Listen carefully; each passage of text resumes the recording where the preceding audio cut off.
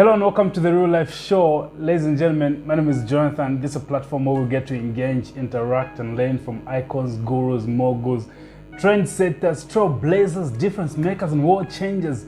You know what I'm talking about, and I'm so excited today because I am in the sweetest town of Zambia, Mazabuka. Chilling with the legendary, this guy right here is the real deal. Ladies and gentlemen, the African Joker. Hi everyone, hey man, you okay? I'm good, man. How are you doing? No, I'm okay. I'm okay. People think you're from Lusaka. No, I'm from Africa. Okay. I don't really love complicating things. I'm simply an African, so I'm from Africa. Okay. It doesn't matter where I come from. Yeah. I mean, I'm comfortable. You're comfortable to come from anywhere. Yeah. Yes. And Mazabuka is your favorite town right now, I guess. First of all, let me say thank you so much for having me. I was very humbled when my manager said you'll be coming through. Yeah, it's humbling when somebody moves all this way, you know, like he's really coming for me. He said, yes, he's coming. I didn't believe it. I was like, no, you are joking. Then I was like, no, I'm serious. You get ready this Sunday, he'll be coming through. So I was very happy and I was excited. I was like, wow, this is humbling. If somebody can follow you that far, just come and talk to you, you know, get to know you, it's really humbling. It's because of substance, of course. You know, we just don't move for nothing. We've got to move for something, and you are the real deal. You're doing amazing things. The attention that you're getting is massive. The numbers are great, and you're putting a smile on people's faces, which is, I mean, in these tough times where people are, you know, mourning and all those things, you are at least putting a smile on the faces of people, and which is amazing. Now, let's get into your life, man. Okay. Where were you born? Where was I born? I was actually born UTH Lusaka. Okay. Yes, sometime back.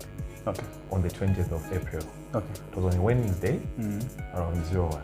Okay. That's when I was born.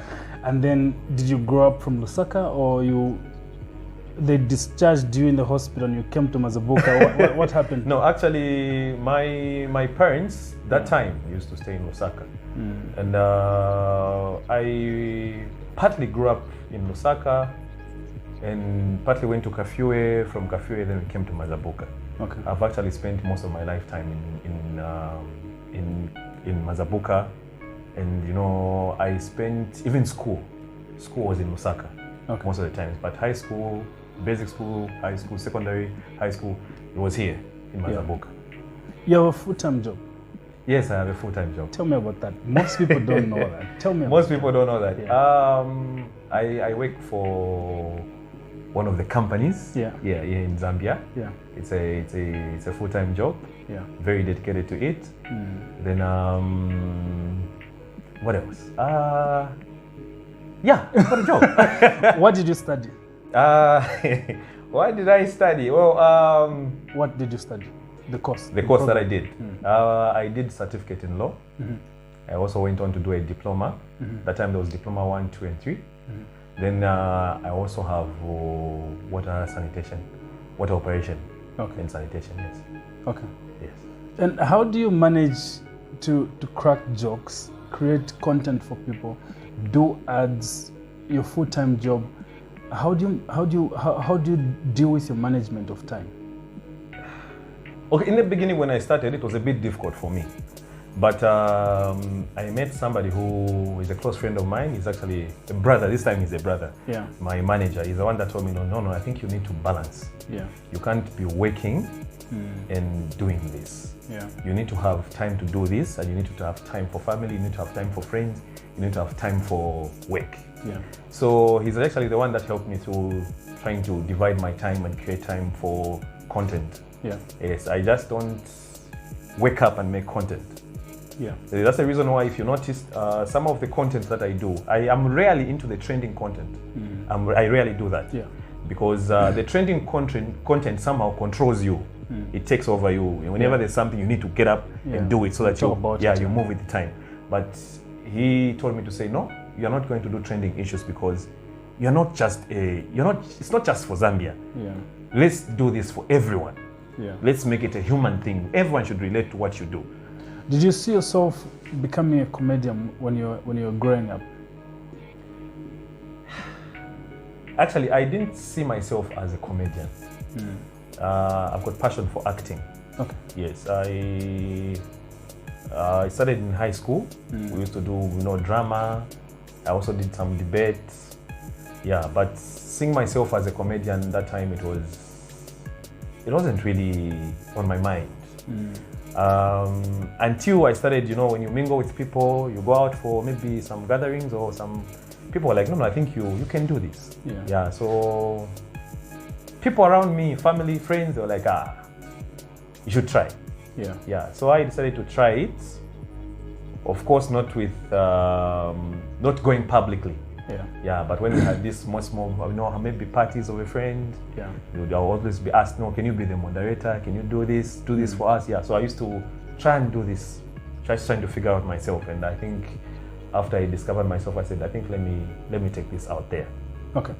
So when did you start posting videos on Facebook, like on your page? On my page? Actually, the page that you see now. It's the second page. It's the second page. I'm aware. Yes. Talk to me about the first page. The first page that I had. Yeah. I don't know what happened. One morning I just woke up, and that time I was doing really fine. I believe I was doing fine because it was that time, the time that you had a page was not easy. I think it's about, is it 2 years ago? 2 to 3 years ago? I think 3 years ago when I opened the first page. And getting views, getting people to follow your page, for you to achieve a certain number, it was very difficult. And I'd gone high, almost hitting 100K followers. For me, that time was a very big achievement. But when I woke up the following day in the morning, I was seeing my page there, but it wasn't available to anyone else outside my account. Really? Yeah. So I approached a few people that were experts in such. Yeah. Tried everything. I really tried. So, is it safe to say your page was hacked? I don't know what happened, but it wasn't existing outside my personal account. It was just dormant, just there. Even if I wrote something or maybe post or uploaded anything, it wasn't going anywhere. It was just there. Okay. Yeah, so I was depressed. Yeah. And I was giving up. I can't lie. I really said I can't do this anymore. I think it's enough. Yeah. Yeah, and when you've got people that have already known you, a week passed, 2 weeks, 3 weeks, I started receiving phone calls. What happened? We no longer see you. Yeah. We have been searching for the page. Yes. My manager also was depressed. I can imagine. He's a bit vast in tech, so he was trying also to get the page back, but he said, this is a non-starter. We've tried. Yeah, and I told him I can't do this anymore. Yeah. And my support system, my wife was like, me, I don't want you to stop. It's what I really love doing comedy. I really love putting a smile on people. It's not just something that I would just do and leave it and go. No, it's a passion. Yeah. It really makes me feel good to see people happy, You also feel fulfilled. Yes, I feel fulfilled. Yes, I feel fulfilled as a human being, It's not, I believe it's not a gift that everyone has been given. Yeah. If people can really laugh around you, you can make them laugh. Yeah. I felt I needed to share that to the world. Yeah. Yeah, and when I was convinced to do that, is when I had that drawback. And I saw the video that you posted. It was an emotional video. Like, people had never seen you in that kind of a setup. You came out, it was so emotional. I'm sure some ladies were crying, like, and you're telling the people. I think that's why your boost came, because now you're telling people to share the new page. Yes. And it grew from there. Yes. When was that? That was last year. Last year, right? Is it last year? Yes, last year. Yeah, I think so. That was last year in January. And then from nowhere, numbers is... And I must share this. I was giving up. Yeah. The night before I made that video. Actually, that page had made it. In case we failed, I said, let me just create another one with the same name. Yes. It was just African Joker. But when I tried to make it with the same name, it couldn't give me that option. So I just put 1010 as the area code. What's with the 1010 one? That's the area code of where I come from. Okay. Yeah, so I felt if anyone asked where I was, maybe they can figure it out. But the 1010 Yeah. That's the area code where I come from here. Okay. So I put that there, and I let the page be. I didn't publish it. It was just there waiting for me. Then New Year's. That was New Year's. Happy New Year into Fest. Yeah.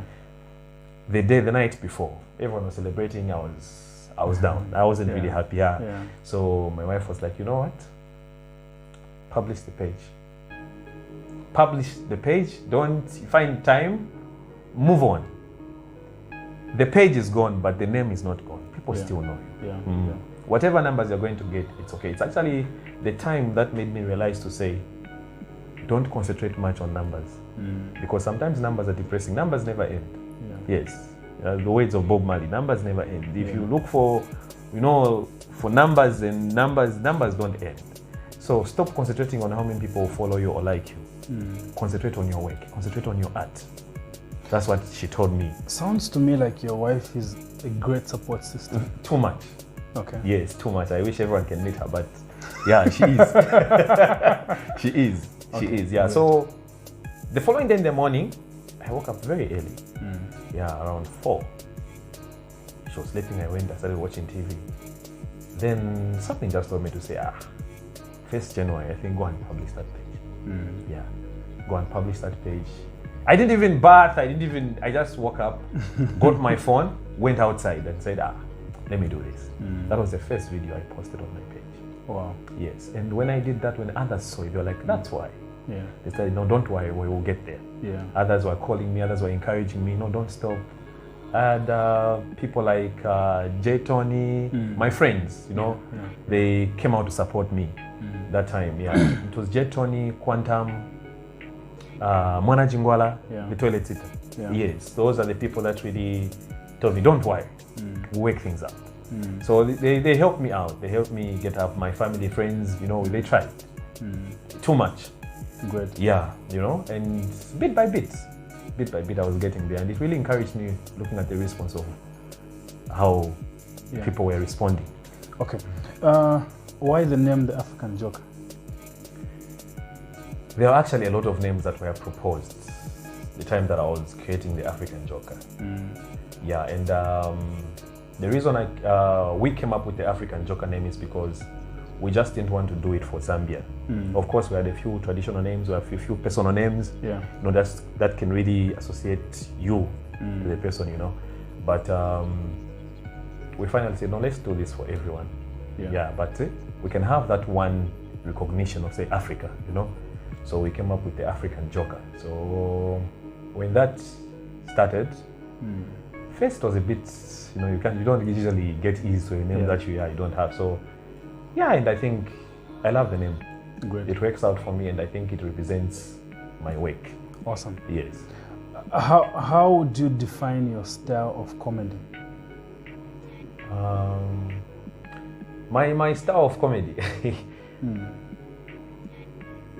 I think it's something that someone relates to. I would say it's a relative comedy. Yeah.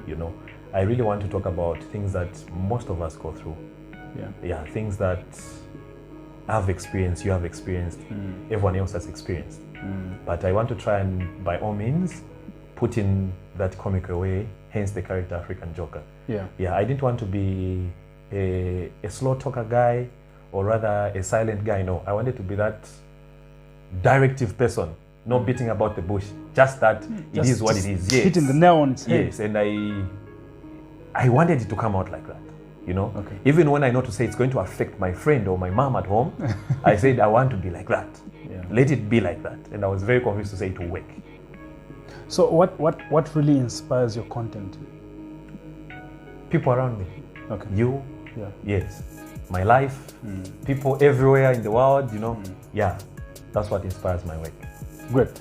I love it. Are you biased towards women? I mean, not women. Relationships? Because you hit more on relationships. Okay. Talk to me about that. Okay. The reason why is sometimes I hit more. Okay, let me say maybe 80% of the times I hit more on relationships is because I feel at one point or another, most of us are going to go through that. Yeah, and it's actually something that I feel You know, relationships usually make people lonely. Relationships make people happy. Relationships build people. Relationships destroy people. Yes. Yes. So I thought, what if we had more on relationships? Who I will talk about. I'm free to talk about other things. I have other things that I would love to talk about. I have a lot. Yeah. But I feel there's a time for everything. Yeah. And that's why I feel in times of COVID, in times of this, you know, the isolation issues, it's best we talk about relationships, because this is a time that we don't get to see our relatives, we don't get to see our partners more, you know. So that's why I'm usually inclined more to having to talk about relationships. Great. Yeah. Talk to me about the Headsock. Is that a magical Headsock? It's not a magical Headsock. I didn't know that you're a cool guy like this. Guys, ladies, this guy is a handsome guy. Now, because I mean, I see beards and then the Headsock. And I don't know how you position your camera. You know the camera. So you look like, okay, what's going on here? And then you're this cool guy. Yeah. No, thank you so much. If I'm cool, thank you so much. Yeah. It's humbling. Actually, when I started, the positioning of the camera is actually intentional. Okay. Yeah, it's something that I learned from someone. Say, no, you know what? Try this. Don't really give everything out there. No. I think this looks funny on you. Yeah. So somebody advised me to, actually, that looks funny on you.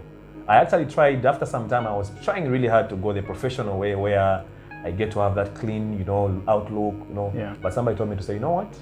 People know you like this. People know you like that. Yeah. Just maintain it. Just improve on the picture quality, maybe the sound and all that, which I'm trying to build.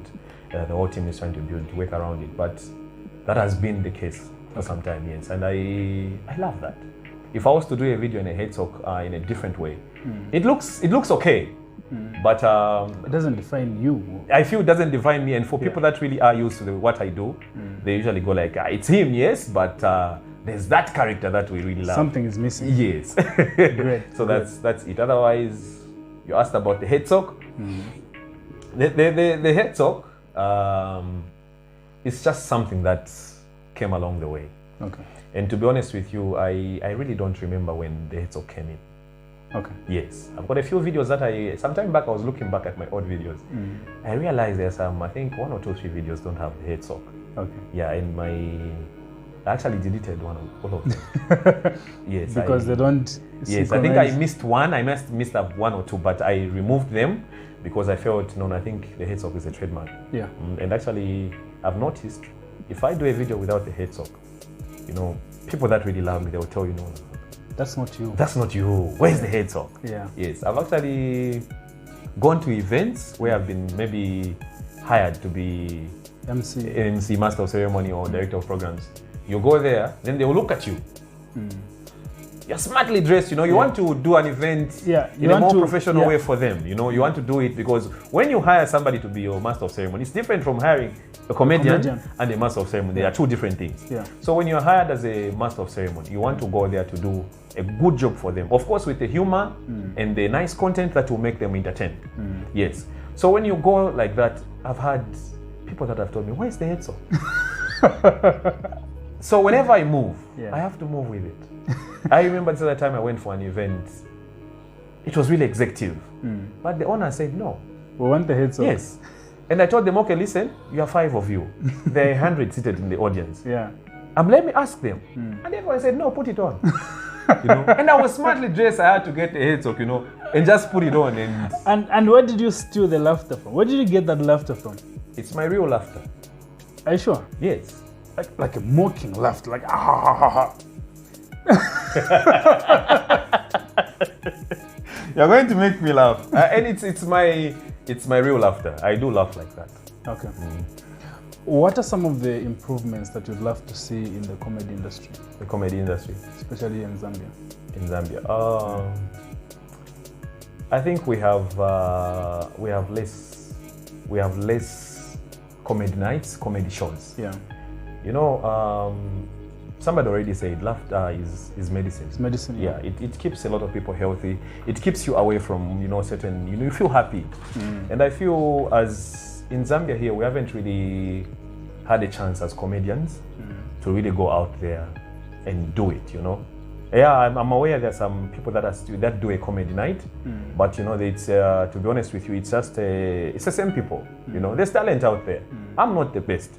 There are people that are really good at what they do, and they would love a chance to get on stage and, you know, show what they have, even just 1 hour, 2 hours.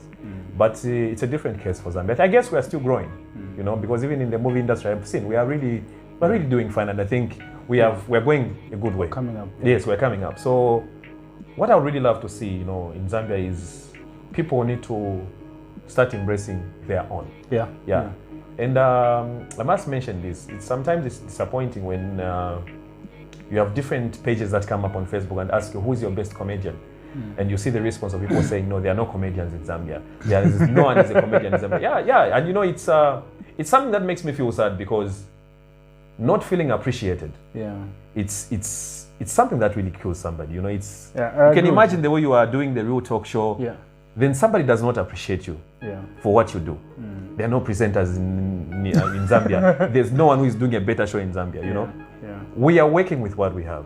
You know, it's not like you die when you support me. No, you won't die. It's what you have. The comedians, they are yours. There's nothing you can do. You know. I like that. Yes. I like that. So I would really love to see comedians everyone that is doing comedy, everyone that's got a passion to do comedy. I would love them to have a chance to get on stage, not only in Lusaka, different places, you know, they get on stage. You know, they have got that free will, you know, they can easily move. You know, there's maybe somebody more like a big institution that arranges this particular, maybe in a month, twice, you know. Yes. Pick different characters, put them together, send them somewhere. Guys, go and crack jokes. Go and live, you know, you make money out of it. People survive like that, you know. It's really going to be, it's really going to improve the comedy industry in Zambia. I would love to see it go that way. Great. Yes. Great. We'll work something out. So let's get into the real life questions that I ask all my guests, and we'll see how you're going to do on this one. Okay. What would you say are your core values in life? My core values in life? Believe in yourself. That's my number one core value. Okay. Believe in yourself, and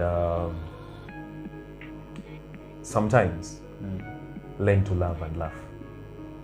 I like that. Yeah, life has got tough times. Yes, and no one has a smooth life. You need to allow yourself to be happy. You need to allow yourself to laugh. Yes. What would you say drives you? The driving forces in life? My driving forces in life are, first of all, myself. Followed by my wife. Okay. Yes. You know, it's not every time that you have somebody you are not born with. Support your values, support what you do.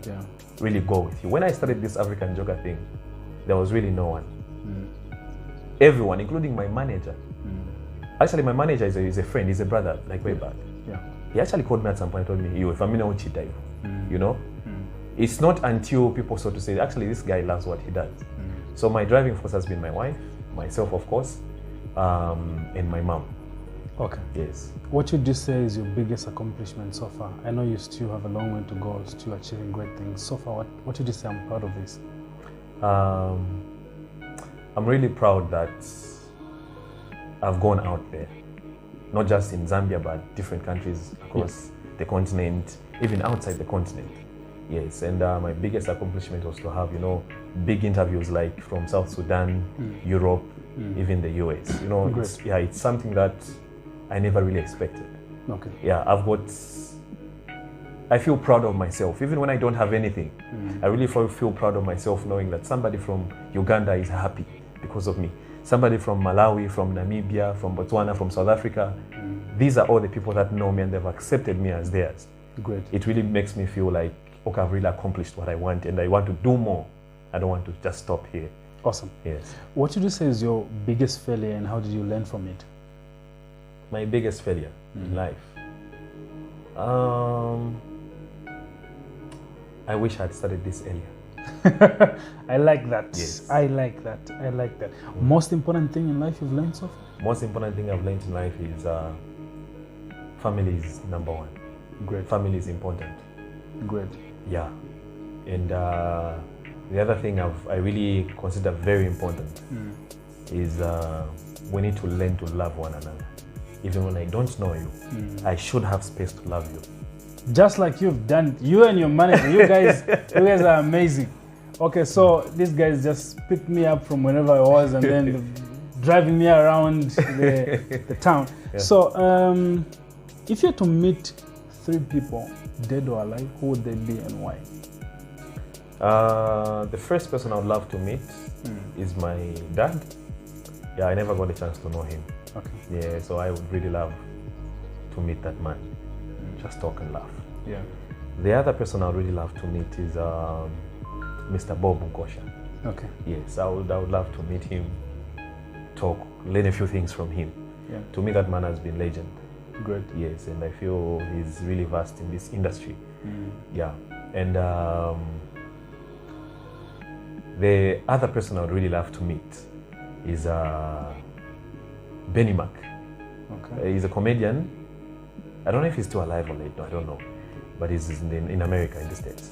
I would really love to just meet that man. You know, he's something else. Okay. Yeah. Okay. Yeah. What do you do in your free time?